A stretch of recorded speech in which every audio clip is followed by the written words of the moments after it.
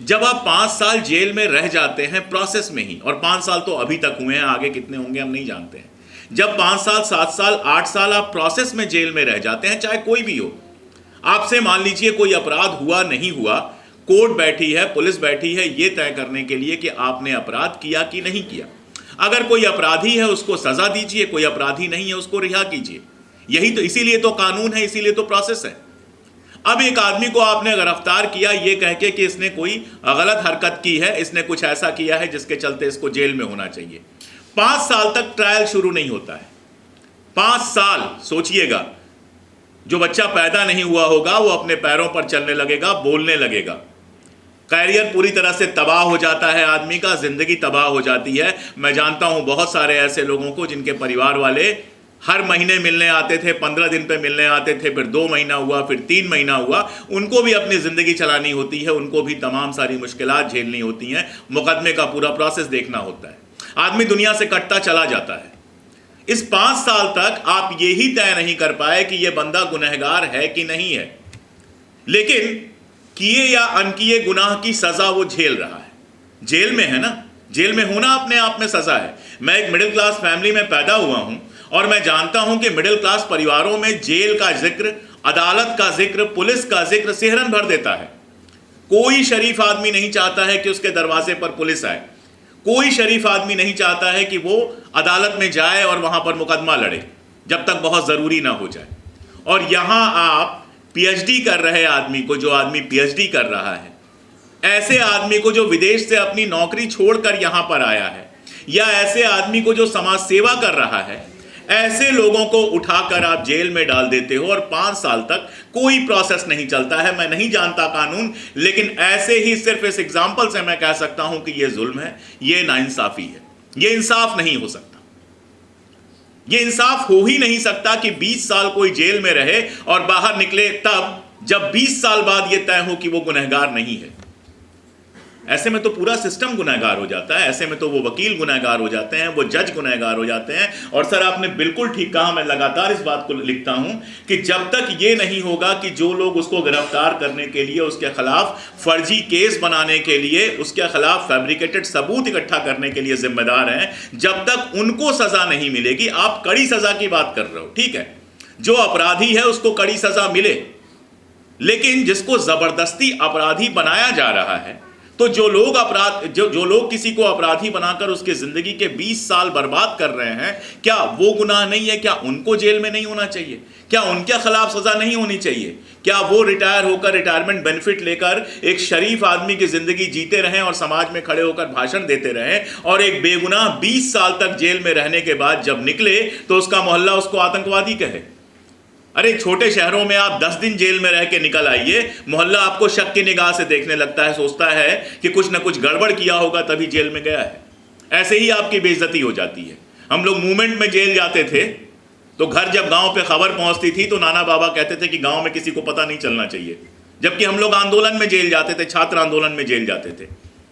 तो यहां जहां पुलिस घर से उठा के ले जाए, आदमी 15 दिन जेल में रह के जाए तो उसका कैरियर, उसकी इज्जत सब तबाह हो जाती है।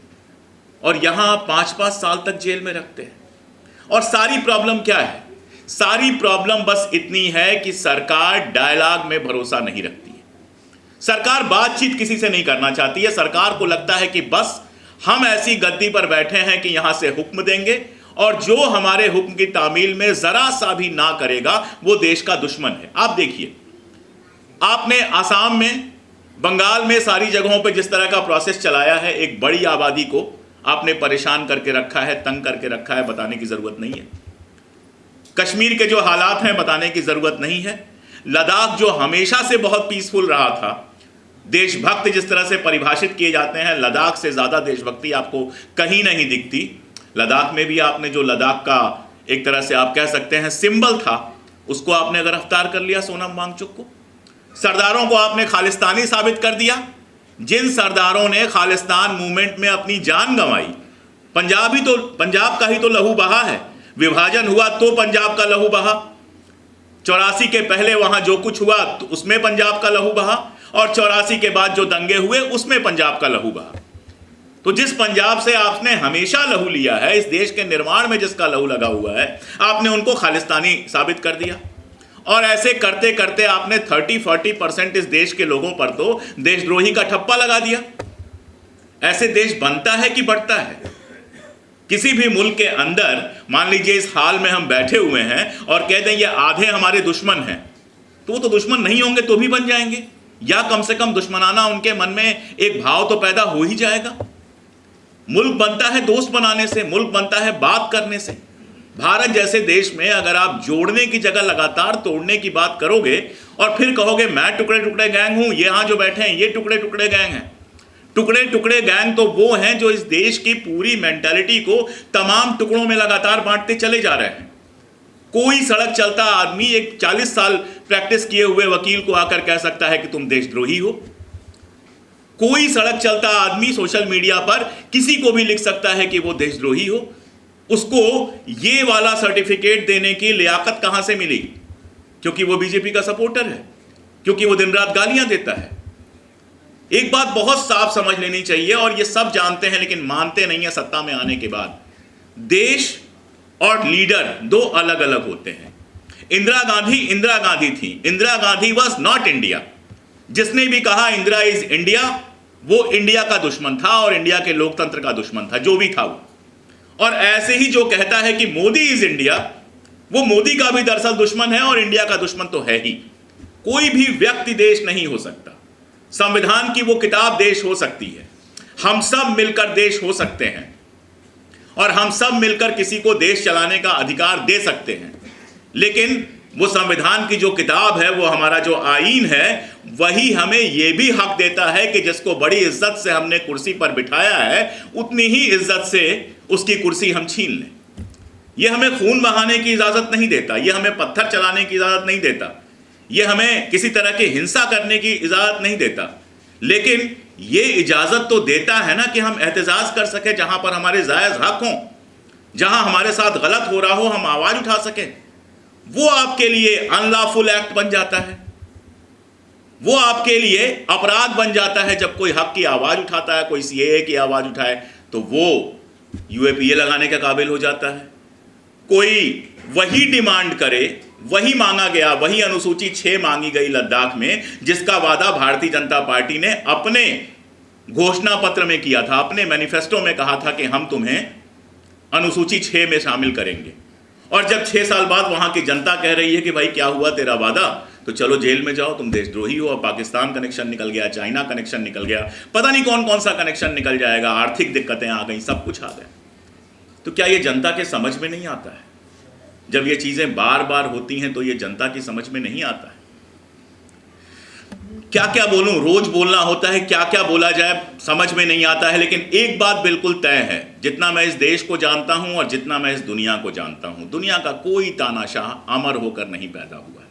जैसे मैं पैदा हुआ, जैसे आप पैदा हुए, जैसे हम दाल रोटी खाते हैं, थोड़ी महंगी थोड़ी सस्ती, वो भी खाता है और एक दिन उसको भी जाना होता है, कुर्सी से भी जाना होता है और दुनिया से भी जाना होता है। ये हर इंसान के लिए बना हुआ है, कोई नई चीज नहीं है। याद उस बात को किया जाता है जो उस कुर्सी पर बैठकर कोई करता है। और वो एक शेर है ना कि वो एक शख्स जो तुमसे पहले यहां तख्त नशी था, उसे भी अपने खुदा होने का इतना ही यकीन था।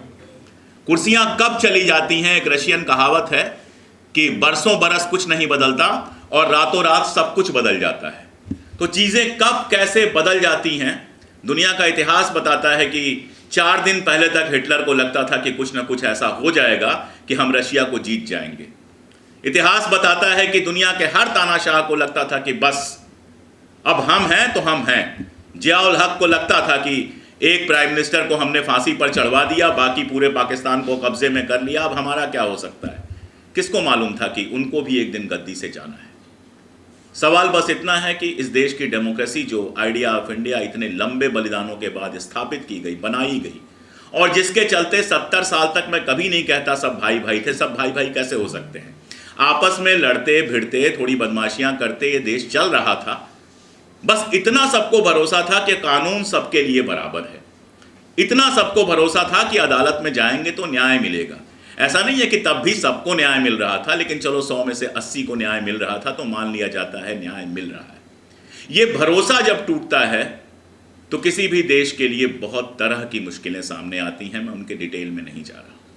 जब तक ये भरोसा है कि हमें न्याय मिलेगा, जब तक ये भरोसा है कि हम लोकतंत्र से सरकार बदल सकते हैं, तब तक तमाम परेशानियों के बाद हिंदुस्तान जिंदाबाद रहेगा। लेकिन जिस दिन ये भरोसा टूटेगा, ये हिंदुस्तान के संविधान के लिए और हिंदुस्तान के लिए बेहद खतरनाक होगा। इसलिए बहुत ज़रूरी है जो लोग कानून के पदों पर बैठे हुए हैं, जो लोग सत्ता के पदों पर बैठे हुए हों, दो बातें समझें। पहली बात तो ये कि कोई कुर्सी ऊपर से लेके आया नहीं था और कोई कुर्सी ऊपर लेके जाएगा नहीं। जो कुर्सी है एक काम के लिए, एक वक्त के लिए उनको मिली है, आज नहीं तो कल वो कुर्सी खाली करनी है। और दूसरी बात कि वो नहीं बड़े हैं, देश बड़ा है। रहा सवाल हमारे जैसे लोगों का, तो बोलते बोलते मुझे ताज भोपाली का एक शेर और याद आ गया, वो भी सुन लीजिए। पीछे बंधे हैं हाथ मगर शर्त है सफ़र, किससे कहें कि पाँव के कांटे निकाल दो। निर्भया कांड होता है, निर्भया कांड के बाद कानून को बहुत कड़ा कर दिया जाता है। हर मिनिस्टर आकर यही भाषण देता है कि हम कड़े कानून बनाएंगे। कानून कड़े होते जाते हैं, अपराध बड़े होते जाते हैं, लगातार अपराध बढ़ते चले जाते हैं। ये हमने लगातार देखा है। तो ये लॉजिक ही समझ में नहीं आता है कि और कड़ा कानून कभी कोई मीसा लेके आएगा, कभी कोई यूएपीए लेके आएगा। और ये किसी एक सरकार की बात नहीं है, किसी एक सरकार में हो सकता है ये अचानक बहुत बढ़ गया हो, वरना हर सरकार ये चाहती है कि हमारे हाथ में कुछ ऐसे कानून हों कि हम अपने खिलाफ बोलने वालों की आवाज़ बंद कर सकें, किसी में थोड़ा ज़्यादा, किसी में थोड़ा कम। तानाशाहों के इतिहास पर अभी मैंने एक किताब पूरी की है, हो सकता है अगले महीने तक मार्केट में आ जाए। दुनिया भर के जो तानाशाह अब तक हुए हैं, मैंने कोशिश की है उनकी ज़िंदगी की पड़ताल करने की। सब ने ऐसे ही कानून बनाए, बोलने पर रोक लगा दी, सबको बहाने मिल गए, संसद में आग लग गई और हिटलर ने उसके बाद सारे के सारे कानून रद्द करके बोलने पर रोक लगा दिया, अभिव्यक्ति की आज़ादी जिसको हम कहते हैं उस पर रोक लगा दिया, मीटिंग करने पर रोक लगा दिया, भाषण देने पर रोक लगा दिया, सब कुछ कर दिया। मकसद क्या था? मकसद किसी अपराध को रोकना नहीं था, मकसद सिर्फ इतना था कि मेरी सत्ता बनी रहे और मेरे खिलाफ कोई एक लफ्ज न बोल सके।